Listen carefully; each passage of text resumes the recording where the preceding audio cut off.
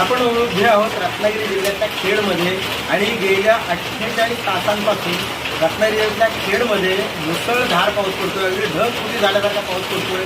278 मिलीमीटरपेक्षा पावसाची नोंद खेड तालुक्यात झालेली आहे. आपण उभे आहोत खेडच्या बाजारपेठेमध्ये. पाठीमागे तुम्ही पाहताय की या ठिकाणी जी खेडची बाजारपेठ आहे ती आता पूर्णपणे आज रविवार असल्यामुळे जरी शांत असली तरी जगबुडी नदीने मात्र धोक्याची पातळी ही ओलांडलेली आहे.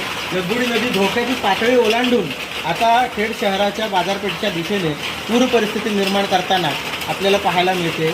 या ठिकाणी नगरपालिका प्रशासनाने असेल किंवा जे स्थानिक काही जे कार्यकर्ते आहेत त्यांनी या ठिकाणी होड्या सज्ज ठेवलेल्या आहेत जेणेकरून हा पावसाची धार जर संततधार अशीच सुरू राहिली तर येत्या कालावधीमध्ये पुराचा फटका हा खेडच्या बाजारपेठेला बसू शकतो आणि परिणामी या ठिकाणी नुकसान होऊ नये किंवा नागरिकांना सुखरूप पुराच्या पाण्यात अडकलेल्या नागरिकांना बाहेर काढता यावं यासाठी या होड्यांची सज्जता केलेली आपल्याला पाहायला मिळते आहे. अनुज जोशी, खेड, रत्नागिरी.